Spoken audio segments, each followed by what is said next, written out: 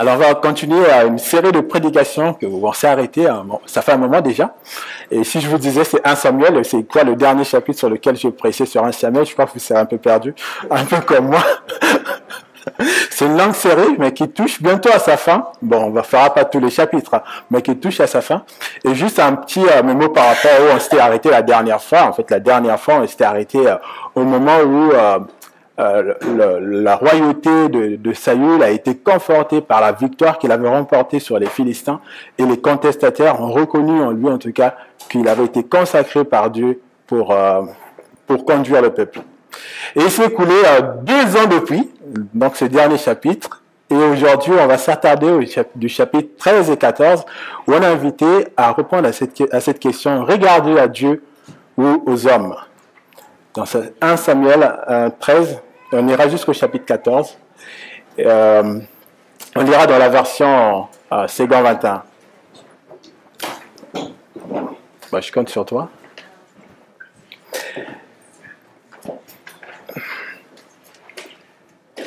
Et on lit progressivement pour qu'on puisse suivre, c'est plus agréable, je pense.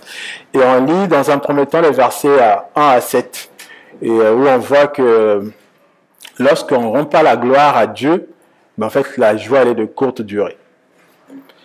Saül était âgé de 30 ans lorsqu'il devint roi. Il régnait depuis 2 ans sur Israël. Il régnait depuis 2 ans sur Israël quand il choisit 3000 Israélites.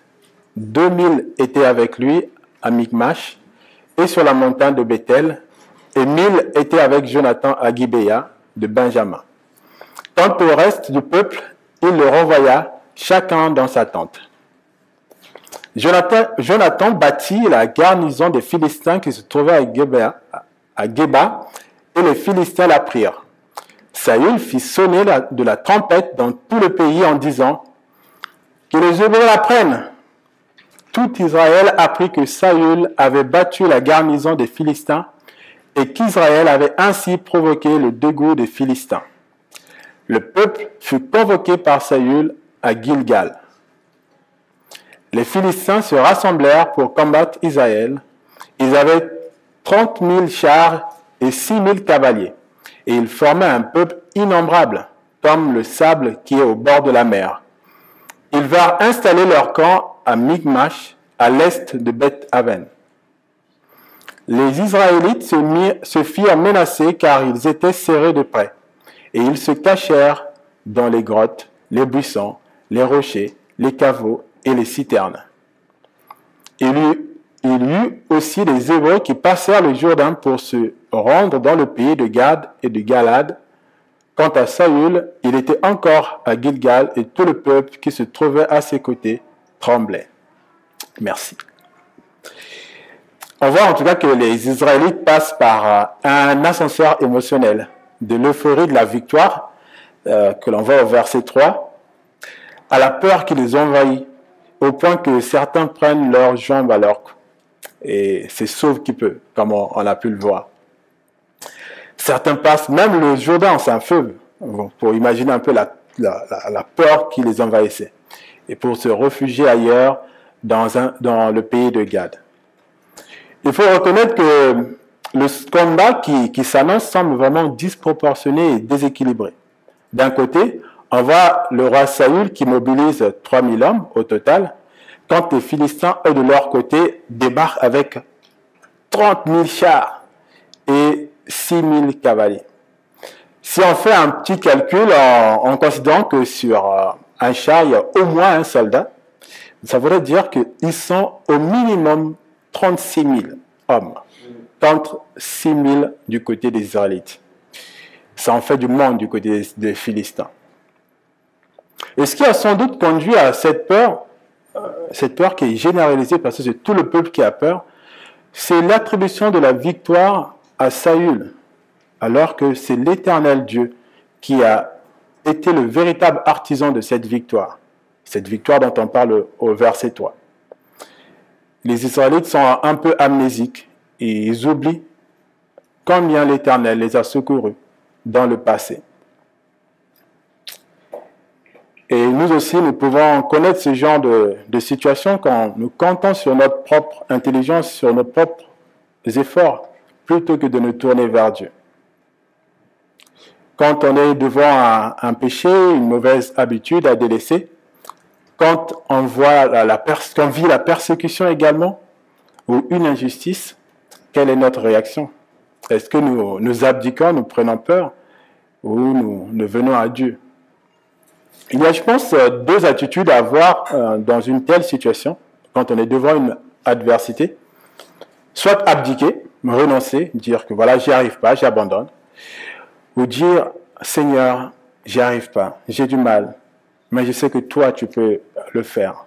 Toi, tu peux me permettre si on est devant un péché, tu peux me permettre de vaincre ce péché, de ne plus être assujetti à ça. Même si ça peut prendre du temps, mais je te fais confiance.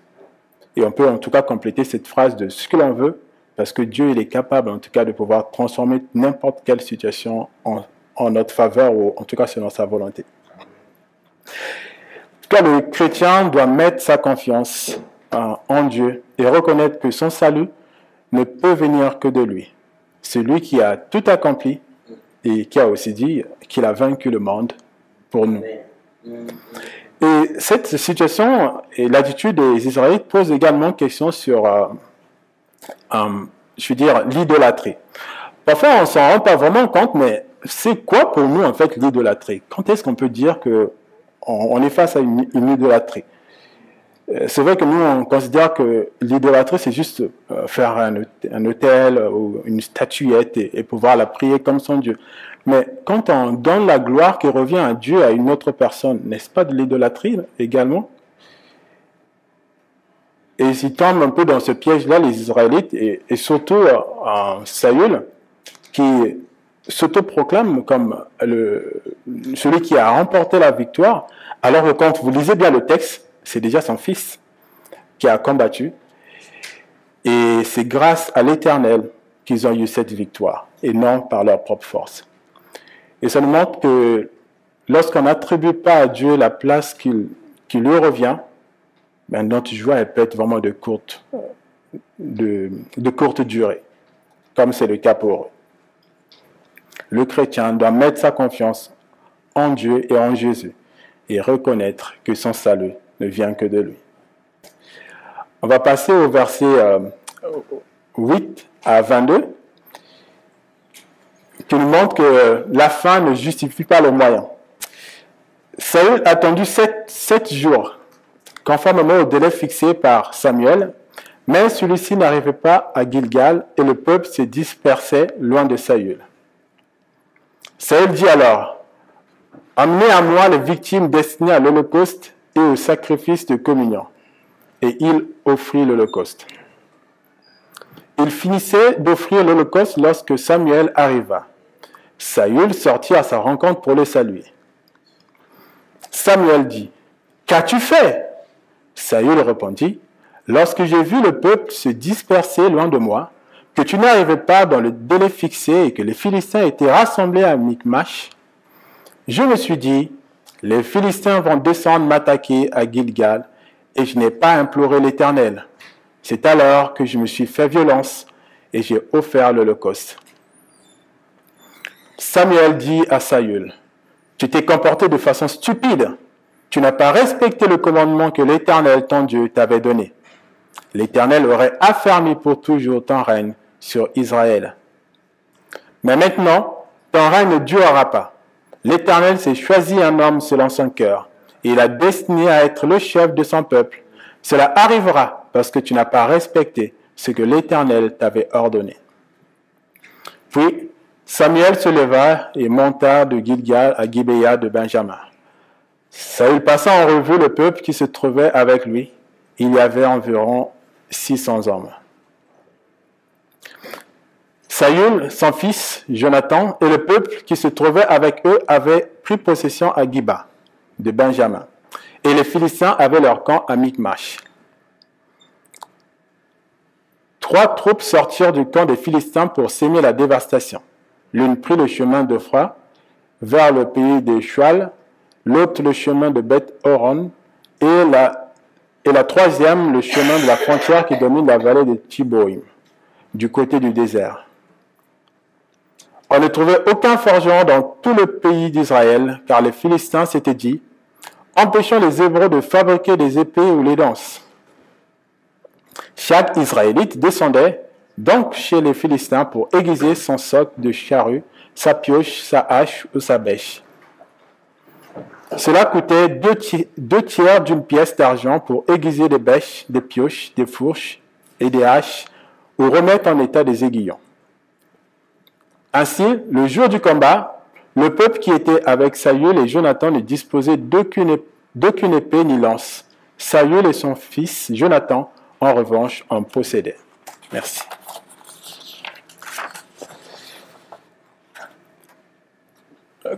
Quand on lit les premiers versets, on peut se dire que Saül semble se ressaisir et se rappeler que leur secours ne peut venir que de l'Éternel.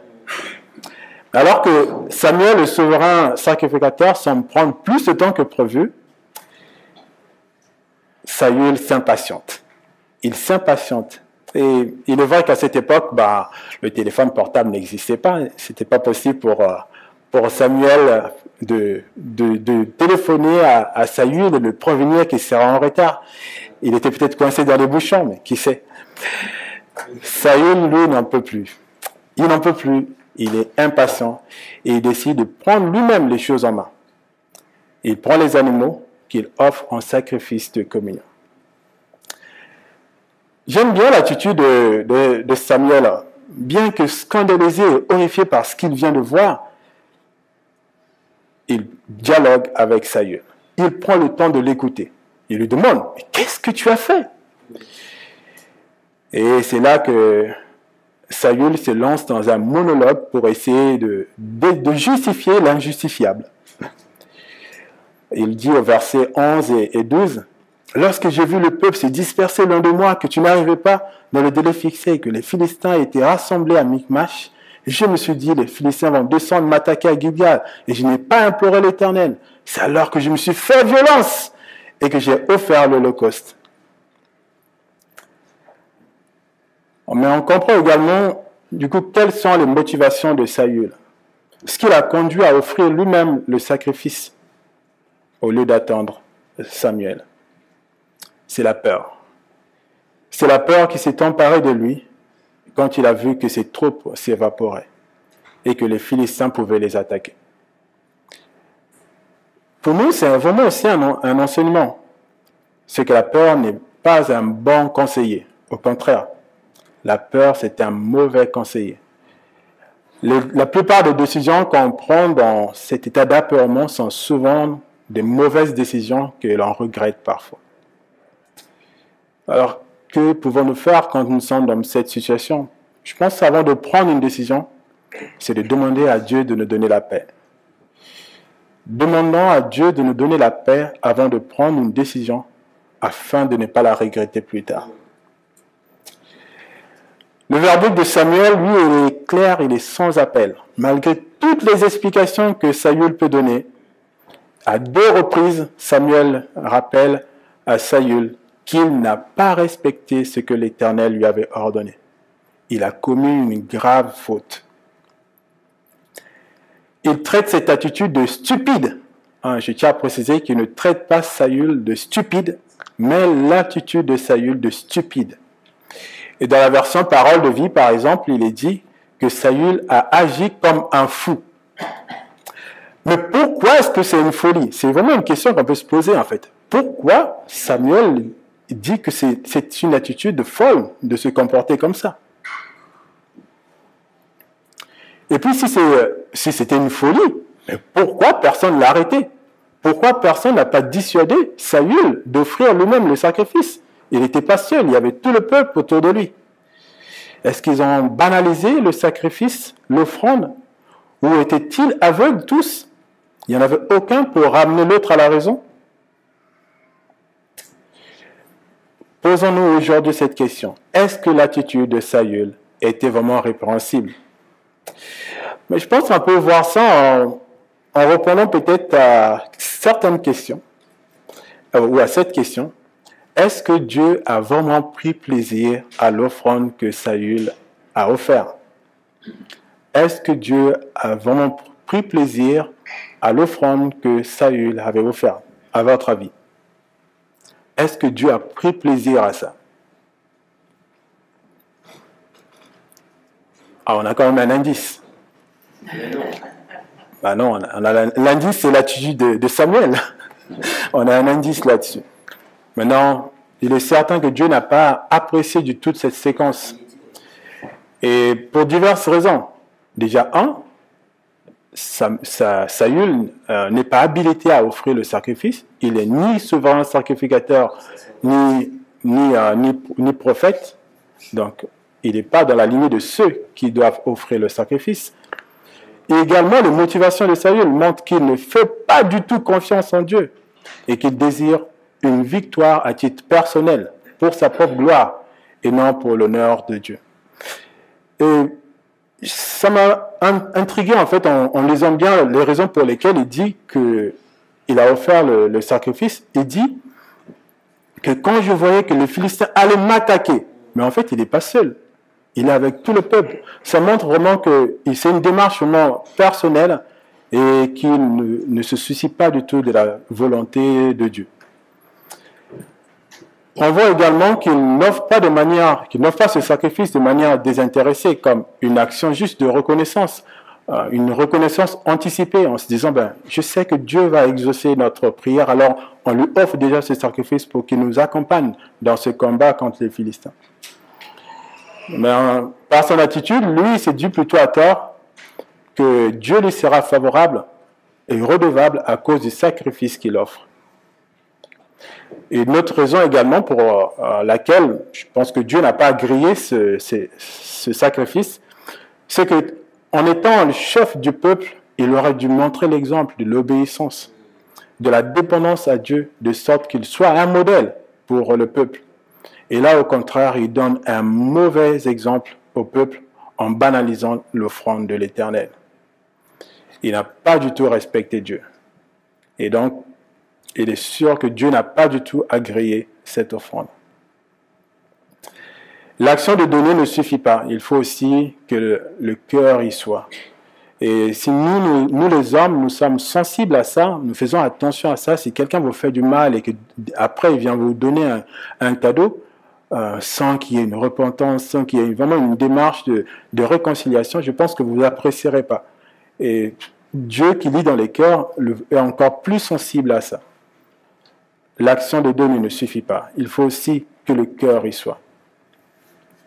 Mais attention, ne blâmons pas trop vite Saül, parce que nous ne sommes pas si loin de lui quand même. Nous aussi, nous faisons souvent et très souvent la même chose. Nous embarquons Dieu dans nos projets. On dit à Dieu, allez viens, tu n'as pas le choix. Oui, nous aussi, nous faisons ça. Nous pensons parfois à tort que le fait de prier, ça veut dire qu'on reçoit. J'ai prié, alors je reçois. Mais est-ce que c'est vraiment ce que Dieu nous dit? Nous embarquons Dieu dans nos projets comme si c'était sa volonté. Et j'aime bien la phrase antinomique de mon frère Magloire qui nous parle souvent la prière d'une personne qui dit ceci à Dieu: Seigneur, apprends-moi la patience, mais ne tarde pas. En fait, en une phrase, cette personne a dit tout et son contraire, en fait. Demande à Dieu, fais quelque chose, mais en même temps, nous donne un ordre, ne tarde pas. Et cela, c'est très souvent comme cette personne. Nous sommes impatients devant le temps de Dieu. Et cela, on dit long sur notre dépendance, sur notre confiance en Dieu, et aussi la reconnaissance de sa souveraineté, de sa fidélité, dont on a longuement parlé dimanche dernier avec notre frère Cédric. En effet, qu'est-ce qui est le plus important? Et ça, c'est vraiment une question pour moi et pour vous également. Qu'est-ce qui est le plus important? Est-ce que Dieu réponde favorablement à notre prière, accomplisse notre volonté, ou plutôt que sa volonté soit faite? Qu'est-ce qui est le plus important? Est-ce que Dieu réponde favorablement à ma prière, accomplisse ma volonté, ou plutôt que sa volonté se fasse? Je pense raisonnablement, c'est que sa volonté se fasse. Parce que la volonté de Dieu, pour nous, est bonne. Et même si parfois nous ne nous en rendons pas compte, elle est bonne pour nous, sa volonté. Et ça pose également une question si ce que nous demandons à Dieu se réalise tout le temps. Moi, je dirais qu'il y a vraiment un problème quand même. Si tout ce que je demande à Dieu se réalise, vous ne voyez pas que le rôle s'inverse, non? Si tout ce que je demande à Dieu se réalise, je n'ai pas besoin de lui. Vu ce que je peux prendre des décisions, de bonnes décisions tout seul sans lui, pourquoi je ferai appel à lui alors? Et ça me pose vraiment une question sur la souveraineté de Dieu dans notre vie. La volonté de Dieu est bonne pour nous, même si nous ne nous en rendons pas compte dans l'immédiat. Et le silence de Dieu ne vaut pas non plus désertion. Même quand tout semble évoluer défavorablement pour nous, nous devons nous rappeler que Dieu demeure au contrôle et que Jésus nous a garanti de sa présence aujourd'hui, demain et jusqu'à la fin du temps. Le chrétien doit mettre en avant la volonté de Dieu. L'attitude de Saül est donc déplorable, comme on l'a déjà dit, et de plus, malgré la perche que lui tend Samuel pour se repentir, à aucun moment il montre de signes de remords, de repentance. Il préfère essayer de noyer le poisson. Et j'aime bien les proverbes. Et il y a un proverbe qui nous dit que vaut mieux parfois se taire que de parler. Bon, il faut que j'apprenne à le faire aussi. Et le proverbe 17-28 dit que même le fou, quand il se tait, il passe pour sage. Et celui qui ferme ses lèvres est un homme intelligent. Il aurait mieux valu pour lui qu'il ne parle pas que de sortir ces phrases que Samuel va juger stupides. Ne soyons pas avares de mots. Prenons le temps de méditer sur notre attitude quand on nous fait un reproche. Reconnaître son erreur, sa faute, était un bon début vers la repentance. En cela, il aurait pu, Saül, être un leader pour le peuple, montrer l'exemple une fois de plus. Même dans l'erreur, j'ai commis une faute, je la reconnais et je demande pardon à Dieu. Et ça devient un exemple pour le peuple. Oui, à cause de son attitude, Dieu va annoncer déjà l'avènement d'un nouveau roi, un roi selon son cœur. Et ce roi, il s'agit de David, notamment, qui va se démarquer, lui, par son humilité. Et à son tour, ce roi David, lui aussi, le prophète Nathan, cette fois-ci, ce sera le prophète Nathan, pas Samuel, va le tendre également une perche après avoir commis une faute contre Dieu. Et contrairement à Saül, David avouera promptement sa faute et le jeûnera à la vue de ses serviteurs pour obtenir miséricorde. Il a été un modèle, un exemple pour les autres. Nous ne sommes pas parfaits. Et Dieu ne rejette pas celui qui vient sincèrement à lui. Nous n'avons pas à avoir honte de nos faiblesses. Au contraire, nous devons les exprimer à Dieu.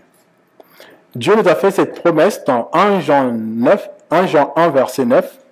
Si nous reconnaissons nos péchés, il est fidèle et juste pour nous les pardonner et pour nous purifier de tout mal. Voilà l'attitude que doit avoir un chrétien. Reconnaître ses fautes et Dieu, dans son amour, nous pardonnera. Voilà la suite du texte. On se demande si Saül a réellement compris et assimilé ce que Samuel venait de le dire, de lui reprocher. Samuel s'en va et Saül n'essaie même pas de le retenir. C'est comme s'il n'avait pas vraiment besoin de lui finalement. Et pire encore, il repasse une fois de plus sa troupe en revue. Et cette fois-ci, la troupe, elle a bien fondu en tout cas. Elle est passée de 3000 à 600 hommes. Malheureusement, on voit que Saül compte une fois de plus sur ses propres forces et non sur Dieu. Mais que valent 6000 hommes à côté de 36 000 si l'Éternel n'est pas avec eux? Que valent 6000 hommes à côté de 36 000 si l'Éternel n'est pas avec eux? Et de plus, le texte nous montre que ces 6000 hommes sont très très mal outillés. Il n'y en a pas un qui a une épée qui soit potable, potable. Et la stratégie des Philistins a porté ses fruits.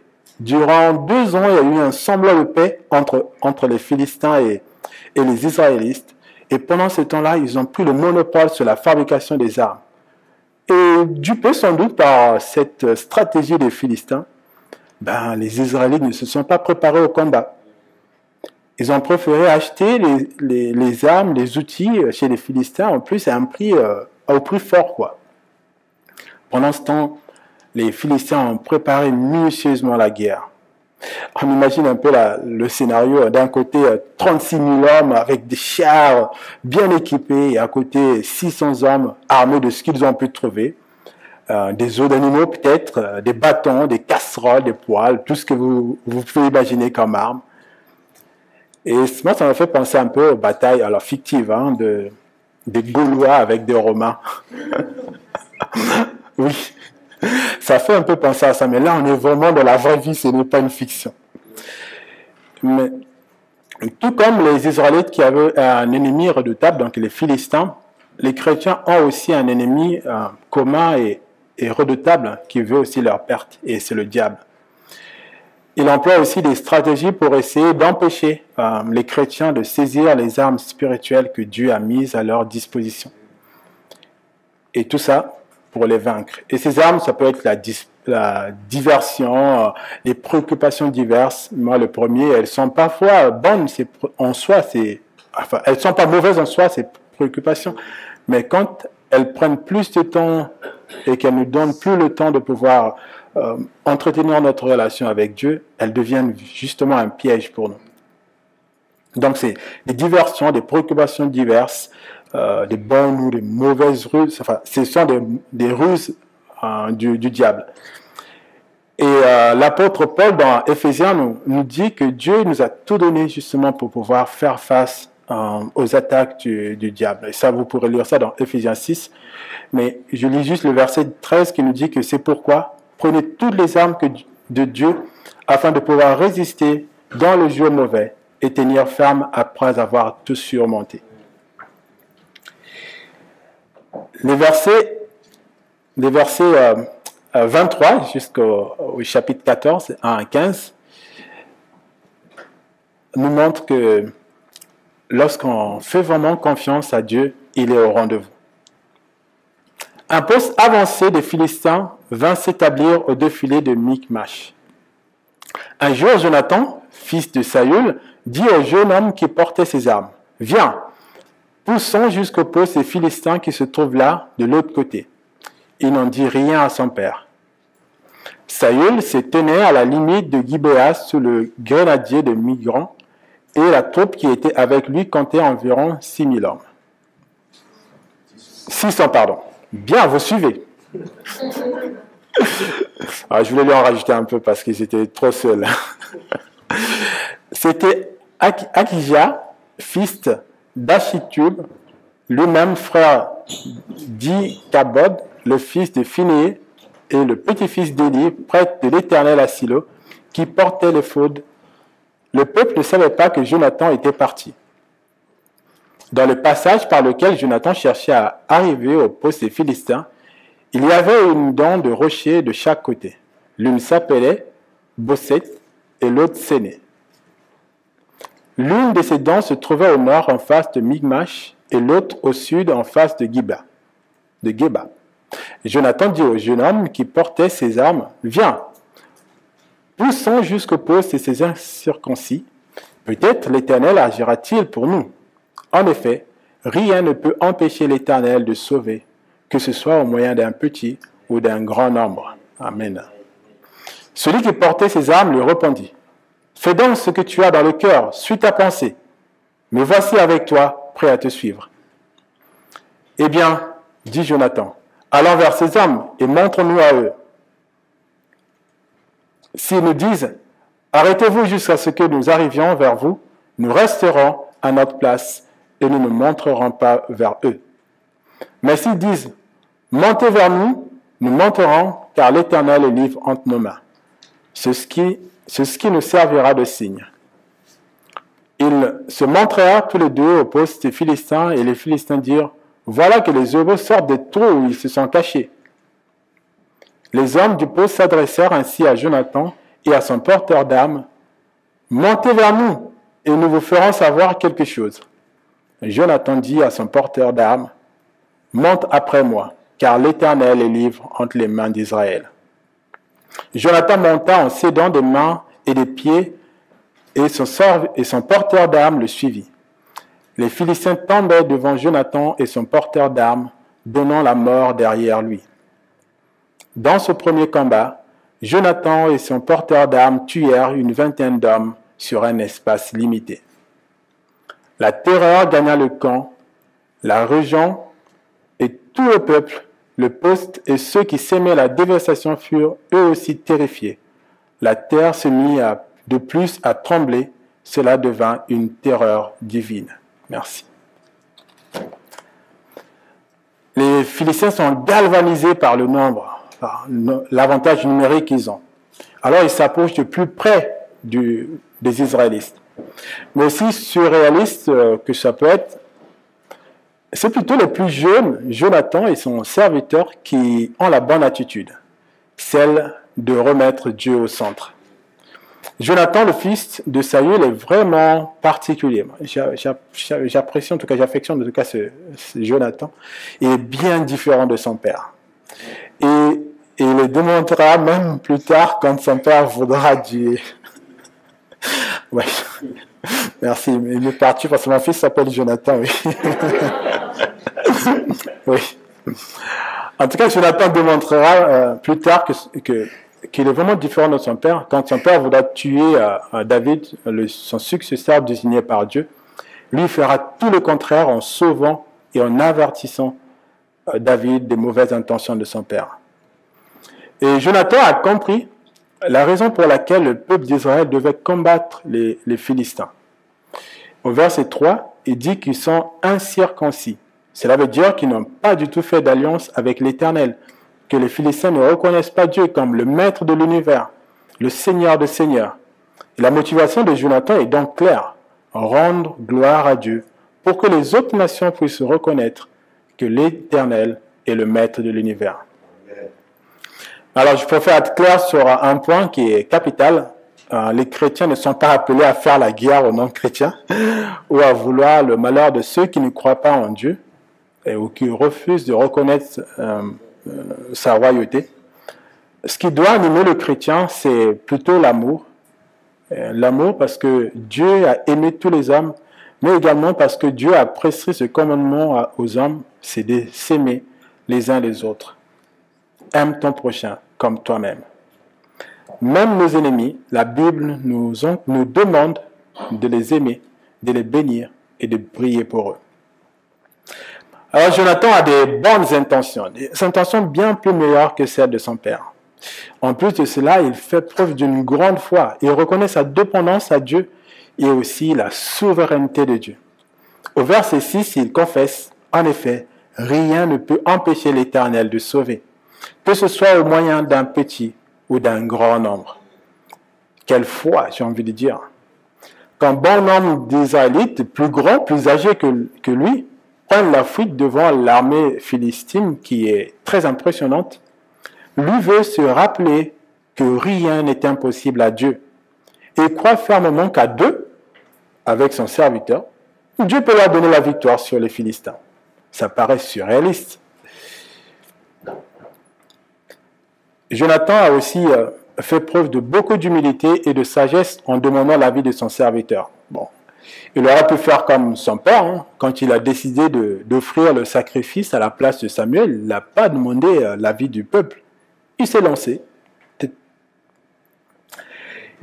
Donc Jonathan aussi aurait pu entraîner son serviteur sans son consentement dans cette entreprise. Mais il a pris le temps de le consulter. Ceci est un bon exemple pour nous. Un bon exemple à suivre. Au lieu de foncer tête baissée dans nos entreprises sans consulter, prenons le temps de consulter et ça peut nous éviter en tout cas des déboires et des erreurs. Le serviteur conforte Jonathan, mais d'une manière qui mérite vraiment d'être examinée. Sa réponse même a laissé un peu perplexe quand même. Il dit, fais tout ce que tu as dans le cœur. Suis ta pensée. Me voici prêt à te suivre. Au verset 7. Si un jour vous demandez conseil à quelqu'un et qu'il vous réponde, fais tout ce que tu as dans le cœur. Est-ce que cela voudrait-il dire que Dieu approuve en fait votre décision, votre projet? Ce qui prime avant tout, c'est vraiment de demeurer dans la volonté générale de Dieu. Si un conseil semble nous en détourner, alors il ne faut pas du tout le suivre. Il faut se méfier des conseils trop optimistes des amis qui nous caressent dans le sens du poil, par peur peut-être de nous offenser ou de perdre notre amitié à tort, ou simplement parce qu'ils n'ont pas la sagesse requise pour être des bons conseillers.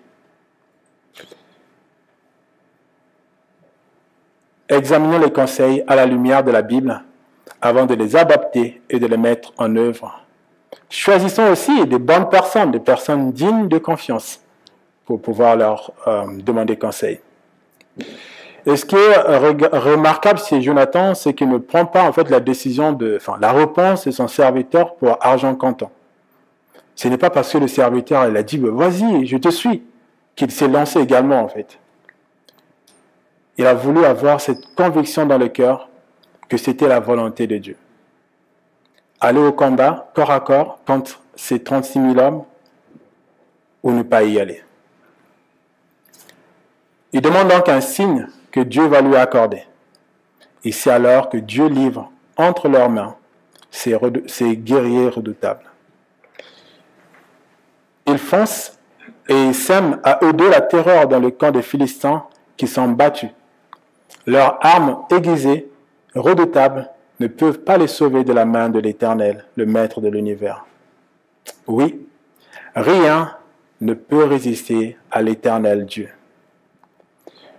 Bien qu'étant le conducteur du peuple, Saül a été dans l'incapacité de prendre de bonnes décisions qui seraient des exemples à suivre pour le peuple. C'est finalement deux jeunes gens qui vont se démarquer et montrer le bel exemple d'humilité et de foi. Et j'ai envie de dire, en tout cas, c'est un enseignement pour nous les grands, de ne pas mépriser la jeunesse de ceux qui sont plus jeunes. C'est aussi un encouragement pour les jeunes de se dire que dès à présent, à votre âge, vous pouvez être des bons conseillers. Vous pouvez montrer le bel exemple, et même parfois aux plus grands. Et le secret pour cela, ce n'est pas de connaître de tas de choses, loin de là. C'est vraiment de rechercher la gloire de Dieu. C'est-à-dire de faire des choses qui plaisent à Dieu et de faire sa volonté. Si par exemple un grand vous mène dans une entreprise où il faut voler, vous lui dites non, c'est interdit par la Bible, Dieu a horreur de cela. Si également vous voyez des grands qui se disputent, vous pouvez leur dire que Dieu nous appelle à l'amour. Et voilà, c'est des petits exemples, mais qui montrent que l'on recherche la gloire de Dieu. C'est en rassemblant tous les ingrédients, humilité, respect du nom de Dieu, la foi, que Jonathan et son serviteur ont été exaucés par Dieu. Nous aussi, faisons de même dans toutes les décisions de notre vie. Si nous mettons sincèrement et sérieusement notre confiance en Jésus, même dans les temps difficiles, nous verrons sa gloire. Cela ne veut pas dire que nous n'aurions pas à souffrir, que nous aurions tout ce que nous demanderions à Dieu, mais nous aurions la paix et nous aurions l'assurance de faire sa volonté. Et sa volonté, elle est forcément bonne pour nous, même si, comme je l'ai dit, elle nous fait parfois passer par des moments difficiles à tes souhaits. Ce qui est pour nous une ancre, une assurance que la volonté de Dieu est bonne pour nous, c'est son amour extravagant. Il n'a pas hésité à sacrifier son Fils unique pour nous sauver. Oui, Dieu est digne de notre confiance. Regardons à lui. Prions.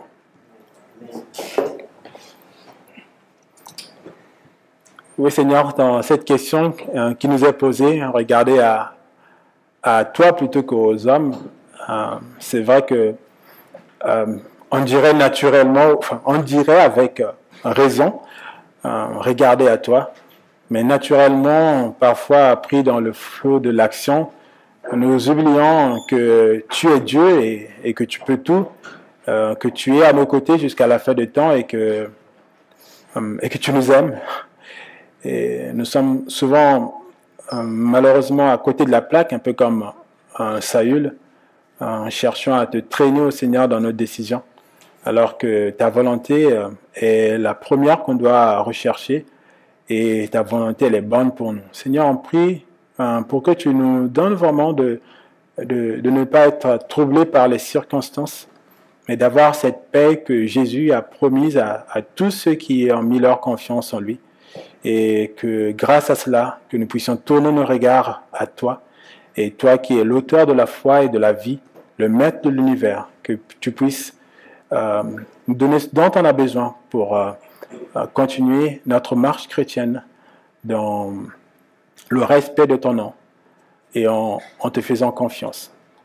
Oui Seigneur, aide-nous vraiment à être des hommes de foi et des hommes et des femmes qui te font pleinement confiance. En Jésus. Amen.